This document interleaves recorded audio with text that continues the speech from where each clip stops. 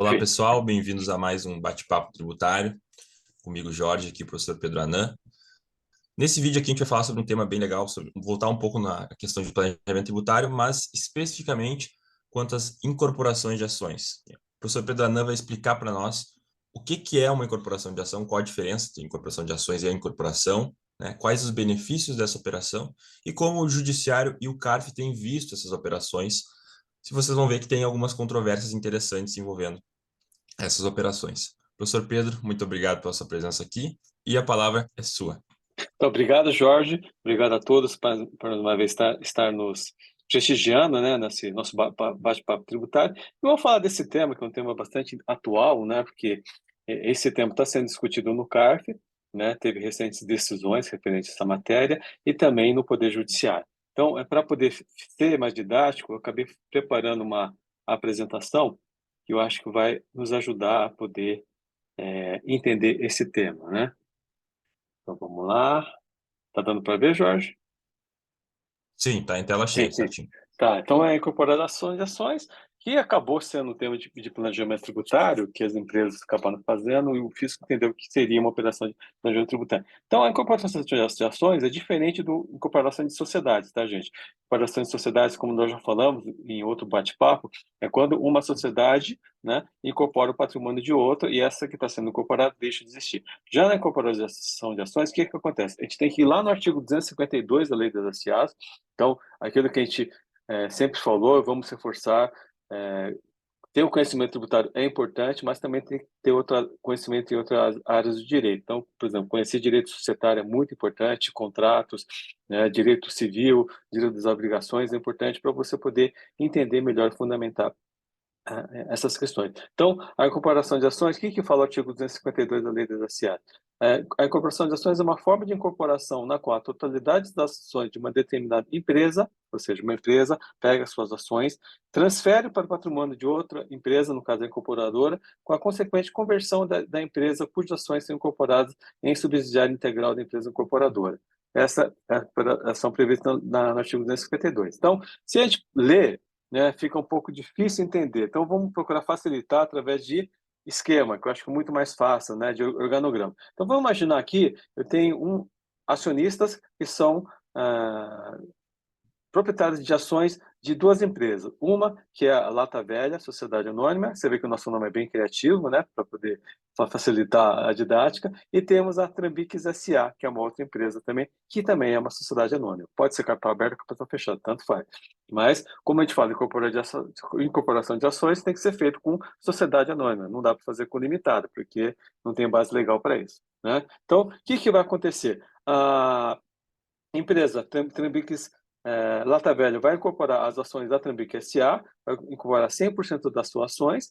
Essa operação tem que ser a valor econômico, tá? Porque a lei assim determina, e precisa ter de laudo de avaliação para poder suportar e dar base econômica da operação. Após a incorporação das ações de ações, o que vai acontecer? A Trambique SA passa a ser uma subsidiária integral lá da Lata Velha, tá? E aí o que acontece? Como essa operação foi efetuada por valor econômico ou valor de mercado, a Lata Velha SA reconhece o quê? Um ganho nas ações, né? Um ganho por valorização nessa capitalização. E aí qual que é a discussão? Esse ganho de capital é tributável ou não é tributável? Existe a disponibilidade econômica e jurídica dessa renda ou não? Isso, na verdade, é uma potencial valorização dessas ações e só vou realizar quando efetivamente vender essas ações. Então, essa é a discussão que a gente acaba tendo nisso aí. A Trambiques SA passa a ser uma subsidiária integral, né? Isso, né? E o que acaba acontecendo? Como há essa valorização,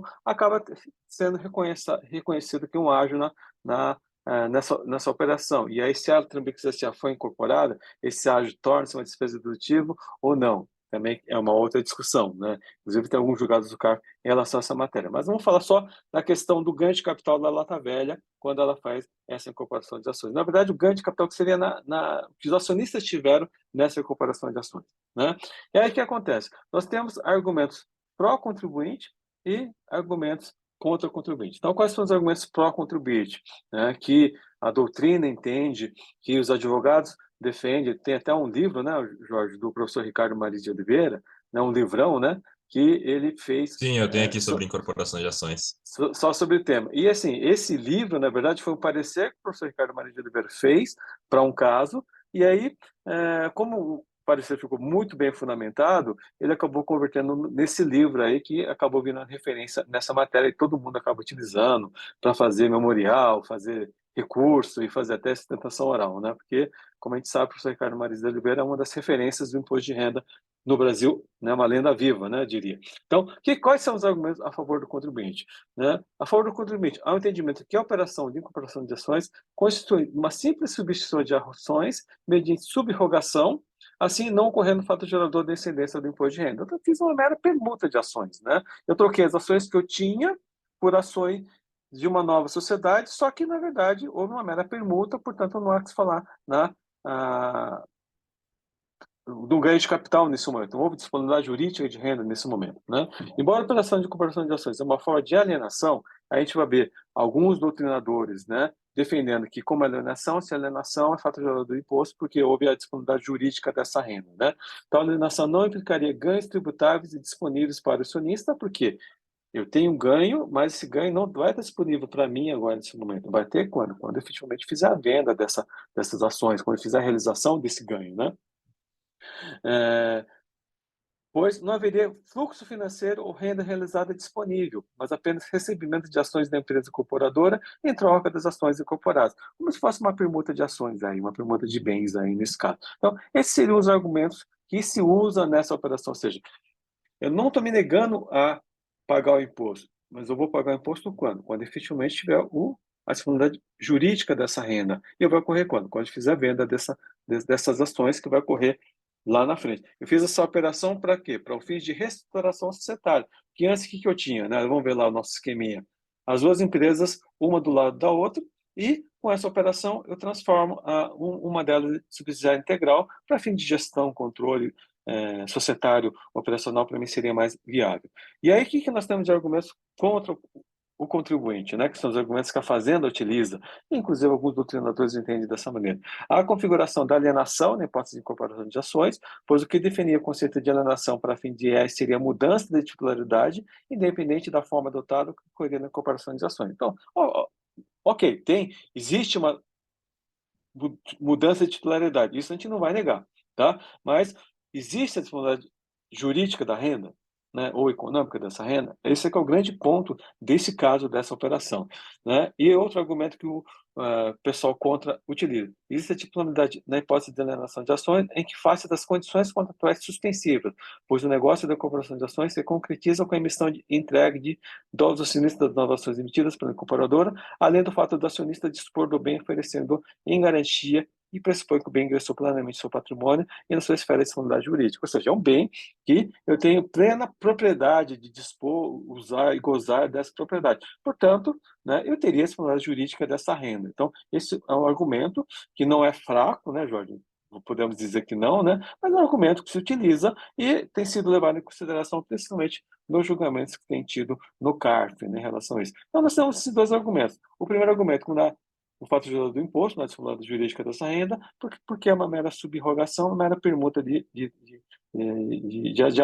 ações. Já o segundo argumento, há transferência de propriedade, há transferência de titularidade, portanto, há disponibilidade econômica e jurídica dessa renda. Então, esses seriam os argumentos. É sempre bom a gente pesar o que é a favor e o que é contra. E qual que é o nosso objetivo, né, Jorge? Não é ser o dono da verdade. Eu acho que quem está nos assistindo vai analisar esses argumentos e vai chegar na sua conclusão, que eu acho que você tem que pensar, não tem que acreditar naquilo que a gente fala. Você tem que estudar o assunto e chegar na sua conclusão. Estudar, né, pegar o livro do professor Ricardo Maria de Oliveira, digerir esse livro para poder chegar na sua conclusão. Assim como pegar os acordos do CARF, do Poder Judiciário, para chegar à matéria. E o que a gente tem hoje no CARF em relação a esse caso? Eu trouxe dois acordos recentes, né? Então, você tem o primeiro acordo, que foi julgado recentemente, em outubro de 2021, né? Então, foi julgado na primeira turma da Câmara Superior de Recursos Fiscais. Então, é aquela turma que julga imposto de renda, pessoa jurídica, contribuição social sobre o lucro. E, neste caso, por maioria de votos, no caso 6 votos a 2, entendeu-se que haveria a tributação do ganho de capital. Então, o que fala a ementa do acordo? Na incorporação de ações, ocorre o ganho de capital sujeito à incidência do imposto de renda consistente na diferença entre o valor das ações da empresa incorporada, pertencentes ao contribuinte, e o valor das ações emitidas pela incorporadora, entregues ao contribuinte, em substituições às ações da empresa incorporadora de sua propriedade. Então, este acordo, né, que é de outubro de 2021, é o último julgamento da primeira turma da Câmara Superior referente a essa matéria e é no sentido desfavorável. Hoje, com a tal composição, pode ser que mude? Pode ser que mude, porque nós temos outros conselheiros, temos um novo presidente, né, da Câmara Superior, pode ser que mude. Não chegou nenhum caso para a gente saber como é que seria o julgamento nessa nova composição. E nós tivemos, em janeiro de 2022, você vê, próximo, né? Outubro, um caso de 2021, outro janeiro de 2022, né? Que foi da segunda turma da Câmara Superior de Recursos Fiscais, que julga casos de pessoa física, ITR, e multas isoladas, né, no caso, que entendeu, e previdenciário, entendeu que não ocorreria o ganho de capital. Então, o que fala a ementa do acordo? A operação de incorporação de ações pode representar um ganho patrimonial ao contribuinte, entretanto, observadas as normas que regem a matéria, o fato gerador do imposto de renda da pessoa física. Somente será apurado a partir do momento em que ocorrer a disponibilidade financeira do rendimento, sob pena de se tributar mera produção de ganho, violando o princípio da capacidade contributiva. Então, eu costumo muito usar o seguinte exemplo, né? Acho que na pandemia ficou muito forte, né, Jorge? Vamos imaginar que a empresa fez essa incorporação de ações antes da pandemia, que era uma outra realidade econômica, ela tinha um mercado, né? Ela tinha lojas, ela tinha várias receitas, e fez com base num valor econômico naquela data. Ocorreu a pandemia, março de 2020, né? Aí o que aconteceu? A empresa perdeu o valor, a empresa foi perdendo. Então, seria justo ela pagar o imposto lá atrás? Né? Sendo que se ela fizesse a venda, por exemplo, em outubro de 2020, né? no meio da pandemia, ela nem ia conseguir vender o valor das ações naquele valor que ela fez a operação lá. Então, isso seria o quê? Um argumento para poder justificar, então, que não haveria a tributação do ganho de capital nessas operações. Mas é um argumento, né, que tem que ser levado em consideração e tem gente que não concorda, porque naquela linha, né, houve alienação, houve transferência de propriedade, portanto, houve disciplinaridade jurídica dessa renda. E aí, esses são os dois acordos que são os mais recentes do CARF. Em sentido contrário, que é de outubro de 2021, que é da primeira turma da Câmara Superior de Recursos Fiscais, e outro, que é de janeiro de 2022, que é da segunda turma da Câmara Superior de Recursos Fiscais. E aí, o que acontece? Muitos contribuintes que não estavam tendo decisões favoráveis no CARF foram buscar o socorro no Poder Judiciário. E no Poder Judiciário, o que acontece? Felizmente, me parece que a situação um pouco mais positiva. Então, eu trouxe esses dois casos aqui, dois processos judiciais, de casos que foram julgados no CARF e que conseguiram reverter na esfera judicial. Então, tem esse primeiro processo, né, que a Justiça Federal proferiu sentença em 29 de setembro de 2020, cancelando o débito que havia sido confirmado pelo CARF, ou seja, é um acordo que tinha sido negado pelo contribuinte no CARF, e eles foram discutindo na esfera judicial. Em resumo, a sentença está fundamentada no entendimento de que a operação de incorporação de ações não haveria qualquer forma de alienação de investimento, pois não haveria extinção da sociedade ou sucessão de seus direitos e obrigações. A operação depende da vontade individual dos acionistas, né? E realmente, você tem lá uma assembleia que vai aprovar essa operação, que pode ser de quórum simples, aprova essa operação e tem gente que pode não concordar, mas se ele for vencido, acaba não aprovando a operação, portanto, ele não poderia ser penalizado por isso. Então, tem esse primeiro caso, e tem esse outro caso também, né, que foi de 6 de julho de 2020, né, que eles conseguiram uma liminar que suspendeu a elegibilidade do débito também confirmado pelo CARF. Ou seja, outro caso que havia uma decisão desfavorável no CARF. E pediu que a União excluísse do PERT, né, aquele programa de parcelamento especial que a Receita acabou trazendo, né? Porque se eles tivessem que pagar esse débito, eles teriam que ser excluídos do PERT, porque o valor era muito grande, acho que era quase 100 milhões, né?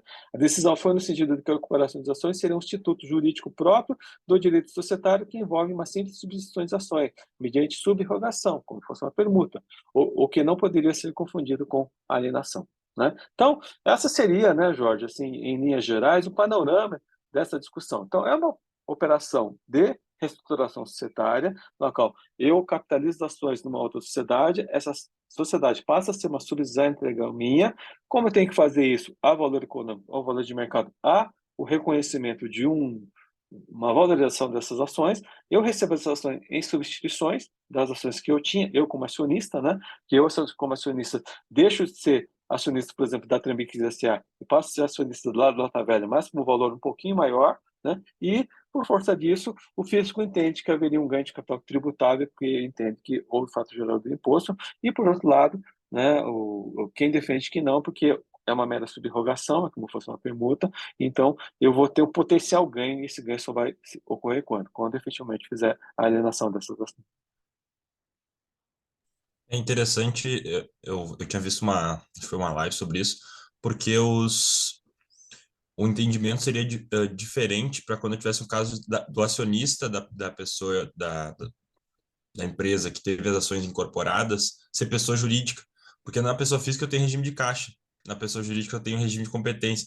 Mas mesmo assim, se a gente for ver, não teria. A questão é ver se tem disponibilidade jurídica ou não, né? Ou Sim, econômica. sim, O que muitos entendem que não tem nenhum dos casos, né? Tanto pessoa sim, jurídica como sim, pessoa física. Na pessoa física tem esse reforço de ter que ser regime de caixa, então sim, tá sim, mais distante, né? sim, sim, Mas sim, esse é um ponto interessante. Outro ponto que agora me surgiu também na cabeça, quando eu li ali a primeira decisão judicial, é que eles colocam a vontade como algo relevante, né? A gente sabe. Mas, enfim, na verdade, para praticar o fato gerador, a gente não depende isso, depende da sim, vontade, né, do contribuinte. Claro que sim. ali eles consideraram como relevante, mas essa é uma questão interessante também, É, da questão porque da prática do fato gerador, né? isso, porque é aquela coisa, né, Jorge? Se a gente falar, analisar um ponto só, a questão de transferência da propriedade, que é o caso da alienação, né? O caso de uma alienação de ações, qualquer alienação que você ocorre. Então, ok, há uma transferência de propriedade, mas isso bastaria, né? Eu tenho que ir um pouco mais a Sim. fundo, né? Ocorre a disponibilidade jurídica dessa renda? Ok, vamos falar, mas a ação está disponível, posso utilizar como garantia, mas você não negociou, você não alienou, você não vendeu essas ações, né? Eu acho que esse é o ponto, né? Então, não estou me negando a pagar o tributo. Não estou me negando a dizer que vai ter ganho de capital, mas vai ter ganho de capital quando? Quando efetivamente eu É, fizer a alienação. Mas por que que acontece? Eu fiz uma mera transferência, uma mera permuta, né? Que é uma alocação contábil, e as suas ações continuam na minha propriedade. Elas só vão transferir quando? Quando efetivamente fizer a alienação perante terceiros. Né? Eu acho que nesse momento, aí sim teria a tributação desse ganho de capital. Mas assim, é sim, discutível. Essa discussão aí é, está longe de terminar, né? Tem muita, seria um ganho muita, muita. potencial, é o que Sim, dá a entender. Mas tem gente que entende, né, que seria alienação, enfim. Então, eu acho que é uma discussão vai muito longe. sim, Tem sim, pouca sim, coisa sim, ainda no judiciário, tem decisões, mas no TRF3, que é o de São Paulo, ainda que pega a região onde essas operações acontecem, né, mas ainda acho que a gente tem uma jurisprudência que é relativamente pequena nesse assunto, sim, sim, né, em sim, comparação a sim, outros sim, assuntos. Mas veremos aí como é que a doutrina também vai se posicionar. Muita gente já se posicionou contra, né? sim, Então, sim, sim, sim, sim. vai ser interessante acompanhar essa discussão, a evolução dessa discussão na jurisprudência e na doutrina.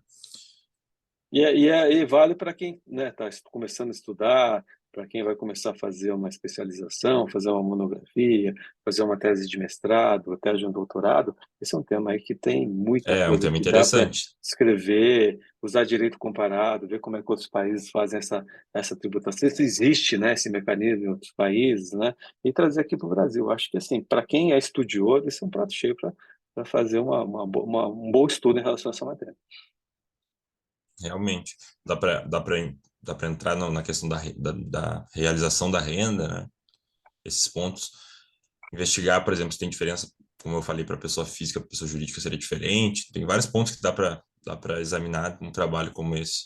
Até talvez nem sei se daria para fazer um TCC, mas talvez uma dissertação de mestrado, algo mais extenso, seria interessante Eu acho bacana, eu acho que seria se interessante. aprofundar nesse tema da incorporação de ações. E aí a Até pessoa deve ter pode alguns fazer, outros trabalhos, né, deve ter, e porque sobre a pessoa isso. pode até fazer uma evolução de como a jurisprudência do CAR vem caminhando, falar dessa mudança, eventualmente, falar qual a diferença do acordo de outubro, qual que é a diferença do acordo de janeiro, aí ver como é que o judiciário tem entendido essa matéria, e junto com a doutrina, né, Jorge? Tem bastante gente de alto calibre aí defendendo também a posição favorável e contra e também desfavorável, né? Eu acho que é o tema que valeria a pena a pessoa realmente se aprofundar.